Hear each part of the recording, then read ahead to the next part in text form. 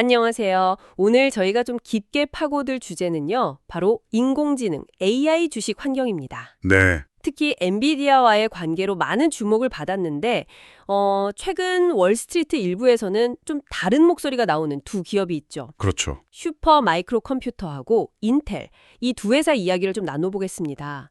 사실 올해 AI 기대감 때문에 이 두 회사 주가, 와, 정말 대단했잖아요. 네, 엄청났죠. 슈퍼마이크로는 57% 올랐고 인텔은 무려 90%나 상승했어요. 네, 거의 2배 가까이 오른 거죠. 그렇죠. 그런데 이렇게 잘 나가는 것처럼 보이는데도 왜 일부 분석가들은 이거 팔아야 한다, 매도 의견을 내는 걸까요? 그것도 엔비디아라는 든든한 파트너가 있는데 말이죠. 네, 바로 그 점이 오늘 저희가 좀 자세히 들여다볼 부분입니다. 네. 특정 분석들을 보면요. 현재 주가에서 상당히 많이 떨어질 수 있다, 이런 경고를 하고 있거든요. 아, 그래요? 얼마나? 네, 예를 들어 슈퍼마이크로 같은 경우는 어떤 분석에서는 현재 주가 18달러 정도인데 여기서 69%까지 하락할 수 있다. 69%요? 와, 네. 그리고 인텔도 마찬가지로 현재 한 41달러 수준인데 여기서 66% 하락 가능성을 제시하는 분석이 나왔습니다. 거의 3분의 2 토막이 난다는 얘기인데요. 그렇죠. 그러니까 겉으로 보이는 성장세와는 좀 다른 이면에 숨겨진 우려들이 있다는 건데 그 근거들을 하나씩 좀 풀어보겠습니다. 좋습니다. 그럼 슈퍼마이크로부터 시작해 볼까요? 네. 이 회사가 엔비디아와 같은 파트너사 칩을 써서 서버나 스토리지 시스템, 이런 하드웨어를 설계하고 만드는 곳이잖아요. 특히 그 AI 서버 쪽에서 엄청 빠르게 치고 나가면서 시장 주목을 확 받았고요. 네, 선두주자로 떠올랐죠? 언뜻 보면 그냥 AI 시대 수혜주 같은데 도대체 어떤 부분에서 경고등이 켜진 걸까요? 서스ኳ 현아의 메흐디 호세인이라는 분석가의 지적을 좀 보면요.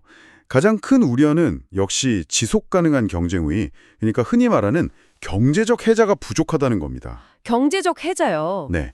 쉽게 말하면 엔비디아처럼 혁신적인 기술을 가진 회사가 만든 그런 최첨단 부품을 사다가 이걸 데이터 센터 시스템으로 조립해주는 역할에 좀 더 가깝다는 거죠. 아, 혁신 주도자라기보다는 약간 효율적인 조립업체다. 그렇죠. 그런 시각인 겁니다. 그래서 이제 목표 주가로 15달러를 제시했는데 이게 현재 주가 대비하면 69% 하락 가능성을 의미하는 거죠. 15달러. 네, 혁신가보다는 조립자라는 시각이라면 말씀하신 대로 경쟁사들이 금방 따라올 수도 있겠네요. 바로 그겁니다. 실제로 최근에 경쟁 환경이 좀 만만치 않다는 이야기도 들리던데요. 네, 맞습니다.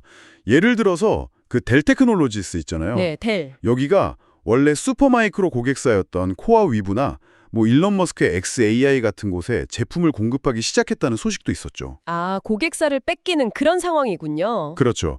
그런 경쟁 심화는 결국 뭘로 이어지냐면 기업의 가격 결정력, 그러니까 제품 가격을 얼마나 자신 있게 매길 수 있느냐 하는 문제로 연결되는 거죠. 네, 가격을 마음대로 못 정하게 되는군요. 네. 그리고 이런 우려는 최근 재무 실적에서도 어느 정도 보이는 것 같습니다. 아, 실적에서요? 네. 2022도 회계연도 4분기 실적을 보면 매출 자체는 58억 달러로 7% 늘었어요. 네, 증가했네요. 근데 중요한 건 매출 총 이익률, 그러니까 매출에서 원가를 뺀 이익의 비율 있잖아요. 네네. 이게 70bp, 그러니까 0.7%포인트 하락했습니다. 아, 이익률이 줄었군요. 네. 게다가 그 비일반 회계 기준, 넌갭 순이익이라고 하죠. 이게 뭐냐면 특정 유례성 비용이나 주식 보상 비용 같은 걸 빼고 회사의 핵심적인 이익 창출 능력을 보여주는 지표인데 네, 핵심 이익이요? 이게 무려 24%나 감소했습니다. 24%나요? 와, 이건 좀 크네요. 그렇죠. 지난 몇 분기 동안 이익률이 계속 이렇게 줄어들고 있다는 건 결국 가격 경쟁이 심해지고 있다는 걸 보여주는 거고, 이건 아까 말씀드린 경제적 해자 부족이라는 주장에 힘을 실어주는 거죠. 이익률 하락은 확실히 좀 아픈 부분이네요. 근데 월스트리트 전체적인 시각을 보면 앞으로 한 2년 동안 슈퍼마이크로의 조정 순이익이 연평균 22%는 성장할 거다, 뭐 이런 예상도 있거든요. 네, 그런 전망도 있죠. 이 정도 성장률이면 현재 주가 수익 비율, PE 비율이 한 수번 9배 정도 되는데 이걸 보면 뭐 합리적이라고 볼 수도 있지 않을까요? 네, 뭐 향후 성장 기대치만 딱 놓고 보면 그렇게 생각할 수도 있습니다. 네. 근데 이제 그 분석에서는 과거의 슈퍼마이크로 실적이 시장 기대를 밑돈 경우가 좀 잦았다는 점도 같이 지적을 해요. 아, 예상보다 실적이 안 나온 경우가 많았다. 네, 지난 5분기 동안 실제 발표된 실적이 분석가들 예상, 컨센서스라고 하죠. 그걸 평균적으로 한 15% 정도 밑돌았다는 겁니다. 아, 15%면 꽤 큰데요. 69% 하락이라는 그 숫자 자체는 좀 극단적으로 보일 수도 있어요. 네, 저도 그 생각은 했어요. 하지만 그 예측의 근거가 되는 지속 가능한 경쟁 우위가 있느냐 하는 이 근본적인 질문은 이 주식을 관심 있게 보시는 분들이라면 반드시 한번 짚고 넘어가야 할 중요한 포인트라는 거죠. 네, 그렇죠. 어쩌면 AI 분야 안에서도 좀 더 명확하고 강력한 자기만의 기술이나 시장 지위를 가진 기업, 그런 쪽에 주목하는 게 더 나은 전략일 수 있다. 이런 메시지를 던져주는 것 같습니다. 알겠습니다. 슈퍼마이크로는 결국 엔비디아와의 관계는 좋지만 경쟁 심화나 이익률 압박, 그리고 근본적인 경쟁 우위에 대한 물음표가 좀 있다는 거군요. 네, 요약하면 그렇습니다. 자, 그럼 이제 인텔로 한번 넘어가 보죠. 인텔은 분위기가 조금 다른 것 같기도 해요. 최근 3분기 실적 발표를 보니까 꽤 괜찮았잖아요. 네, 맞아요. 인텔 3분기 실적은 표면적으로는 상당히 고무적이었습니다. 네, 매출이 13억 7천억 달러로 전년 동기 대비 3% 증가했고요. 특히 작년 같은 기간에는 주당 순손실이었는데 이번에는 주당 0.23달러 이익을 내면서 상당히 개선된 모습을 보였죠. 그렇죠. 흑자 전환했으니까요. 엔비디아와의 파트너십 강화 이야기도 했고요. 네, 강조했죠. 근데 로젠블렛 증권의 케빈 캐슬리 분석가는 왜 매도 의견에 목표 주가 14달러를 제시했을까요? 네, 그게 또 궁금한 지점이죠. 현재 주가 대비 66%나 하락할 수 있다는 상당히 비관적인 전망인데 최근 실적 개선에도 불구하고 어떤 좀 깊은 우려가 있는 걸까요? 최근에 그 긍정적인 숫자들 너머에 있는 좀 더 구조적이고 장기적인 문제들을 지적하고 있습니다. 구조적인 문제요? 네. 인텔이 여전히 PC나 데이터 센터 서버형 CPU 시장의 강자인 건 맞지만 지난 몇 년간 여러 시행착오를 겪으면서 중요한 시장에서 점유율을 꽤 많이 잃었다는 점을 봐야 합니다. 아, 과거의 문제들이군요. 특히 AI 붐으로 수요가 폭발하고 있는 데이터 센터 서버 시장, 여기가 정말 중요한데요. 네, 그렇죠. 여기서 경쟁사인 AMD나 암 기반 치철계 회사들이 막 치고 올라오면서 인텔의 입지가 상당히 좁아졌습니다. 실제로 지난 4년간 인텔의 데이터 센터 서버 CPU 시장 점유율이 20%포인트나 하락했어요. 20%포인트나요? 와. 네, 그래서 올해 2분기 기준으로 보면 63% 수준에 머물렀습니다. 단기 실적 개선에 가려진 어떤 시장 지위 하락이라는 맥락이 중요하군요. 그렇죠. 역사적인 흐름을 봐야 합니다. 그럼 엔비디아와의 파트너십은 어떻게 해석해야 할까요? 엔비디아가 인텔에 50억 달러 투자하고 또 인텔 파운더리 써서 맞춤형 칩 만들기로 한 거, 이거 분명히 큰 뉴스였잖아요. 네, 물론 큰 뉴스였죠. 게다가 인텔이 그토록 공들여온 18A 공정 생산도 드디어 시작했다면서요. 이건 좋은 소식 아닌가요? 네, 물론 그 자체는 긍정적인 소식들입니다. 인텔이 드디어 18A 공정, 이게 1.8나노미터 수준의 초미세 공정이거든요. 네, 최첨단 공정이죠. 이 생산을 시작했다는 점은 중요합니다. 이 18A 공정은 한재 업계 1위인 대만 TSMC의 최첨단 N2, 2나노 공정이랑 경쟁하겠다는 인텔의 야심을 보여주는 거니까요. 네. 하지만 여기서 분석가들이 진짜 주목하는 문제는요. 2021년에 팻 겔싱어 CEO가 복귀하면서 내세운 인텔 부활 전략의 핵심 축, 바로 파운드리 사업입니다. 아, 파운드리요? 남의 칩 만들어주는 거? 네, 맞습니다. 위탁 생산 사업인데 이 파운드리 사업이 아직까지 이렇다 할 대형 고객사를 확보하지 못했다는 점, 이게 큰 불안 요소라는 겁니다. 아, 엔비디아 말고는 아직 확실한 고객이 없다. 그렇죠. 엔비디아라는 큰 고객을 확보했지만 이게 파운드리 사업 전체의 성공을 보장하기에는 아직 좀 부족하다는 시각이죠. 만약에 인텔이 이 막대한 투자를 쏟아부은 18A 공정, 그러니까 양품 비율을 제대로 끌어오르지 못하거나 아니면 엔비디아 외에 다른 대형 고객사들을 유치하는 데 실패한다면 어떻게 될까요? 글쎄요. 최악의 경우에는 다음 세대인 14A 1.4나노 공정 개발 계획을 아예 취소해야 할 수도 있다. 이런 위험 시나리오까지 나옵니다. 와, 14일 취소요? 네, 그건 인텔이 최첨단 반도체 경쟁에서 완전히 뒤처질 수도 있다는 심각한 상황인 거죠. 물론 반대로 18A 생산이 성공적으로 잘 되고 고객사들이 인텔 파운드리에 대한 신뢰를 갖게 되면 상황은 완전히 달라질 수 있습니다. 그렇죠. 아직은 그 성공 여부가 좀 불확실하다, 안개 속이다. 이게 문제인 거죠. 여기서 정말 중요한 포인트가 나오네요.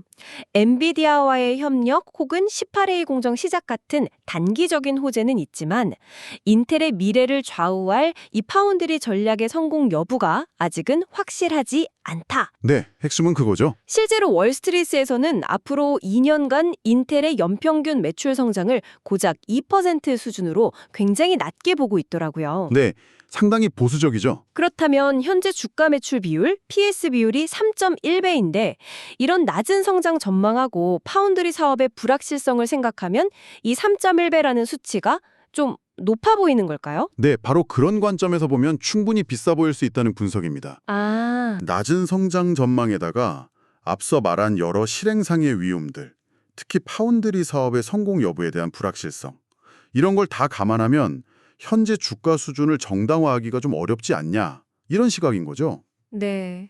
더 나아가서 인텔이 과거에도 중요한 기술 변곡점에서 기회를 놓쳤던 사례들을 다시 언급하는 분석도 있어요. 과거의 실수들 어떤 게 있었죠? 예를 들면 2006년에 스마트폰 시대를 열었던 애플 아이폰 칩 공급 기회를 잡지 못했었고요. 맞아요. 그때 삼성한테 갔죠. 그렇죠.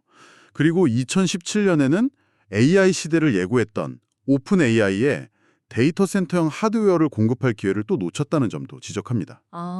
오픈 AI까지요? 네. 그래서 최근에 엔비디아와 협력하고 여러 노력을 하고 있지만 과연 인텔이 이번 이 거대한 AI 물결에서는 과거의 실수를 반복하지 않고 제대로 수혜를 입을 수 있을까? 여기에 대한 근본적인 의구심이 좀 깔려있는 셈입니다. 자, 그럼 슈퍼마이크로와 인텔에 대한 분석을 쭉 들어봤는데요. 이걸 종합해보면 어떤 결론에 좀 다다를 수 있을까요? 네. 두 회사 모두 AI 시대의 대표 주자 엔비디아와 연결되어 있다는 후광 효과는 분명히 누렸지만 그렇죠. 막상 속을 들여다보니 슈퍼마이크로는 치열한 경쟁과 좀 약한 경쟁 우위라는 문제, 네. 그리고 인텔은 과거의 실행착오, 시장 점유율 하락, 그리고 미래 파운드리 전략의 불확실성, 이런 각자의 아킬레스건 때문에 월스트리트 일각에서는 상당히 강한 매도 경고를 받고 있다. 이렇게 정리할 수 있겠네요. 네, 정확하게 정리해 주셨습니다. 이건 결국 뭘 보여주냐면 단순히 어떤 특정 메가 트렌드, 예를 들어 AI 붐의 선두주자인 엔비디아와 연결되어 있다는 그 사실 하나만으로는 개별 기업의 성공이나 지속 가능한 경쟁 우위를 보장할 수 없다는 거죠. 근데 그 연결고리만으로는 부족하다. 그렇죠.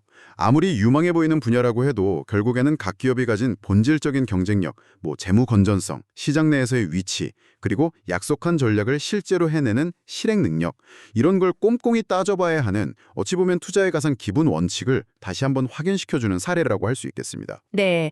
제시된 그 구체적인 하락률 예측치, 69%, 66% 이런 숫자 자체에 대해서는 다른 의견이 있을 수 있겠지만 네, 그럴 수 있죠. 이 분석들이 제기하는 경쟁 우위의 본질이라든지 빠르게 변하는 경쟁 환경에 대한 적응력, 또 장기적인 전략 실행의 중요성, 이런 근본적인 질문들은 이 두 주식을 관심 있게 보시는 분들께는 분명히 중요한 생각거리를 던져주고 있는 것 같습니다. 맞습니다.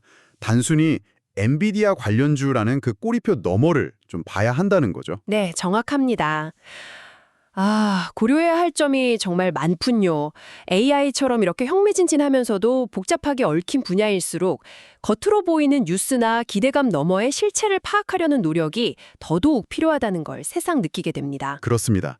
그리고 여기서 우리가 한 걸음 더 나아가서 생각해 볼 질문이 하나 더 있습니다. 어떤 거죠? 자, 최첨단 반도체를 만들고 AI 인프라를 구축하는 데는 정말 천문학적인 규모의 자본 투자가 필요하잖아요. 네, 돈이 엄청나게 들죠. 이런 상황에서 최근 미국, 유럽, 일본 등 각국 정부가 자국 내 반도체 생산 능력을 키우려고 경쟁적으로 나서고 있지 않습니까? 네, 반도체 전쟁이라고도 하죠. 그렇죠.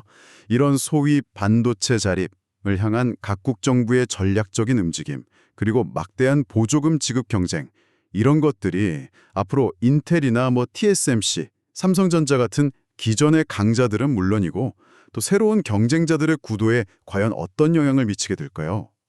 정부 정책 변수까지 고려해야 하는군요. 네, 이것 역시 앞으로 계속 주시해야 할 매우 중요한 변수가 될 겁니다. 네, 정말 다각적인 분석이 필요하겠네요. 다음 논의를 시작하기 전에 저희에게 또 깊이 생각해 볼 만한 질문을 던져주셨습니다. 오늘 저희가 준비한 이야기는 여기까지입니다. 네, 수고하셨습니다. 다음 시간에 더 흥미로운 주제로 다시 찾아뵙겠습니다. 안녕히 계십시오.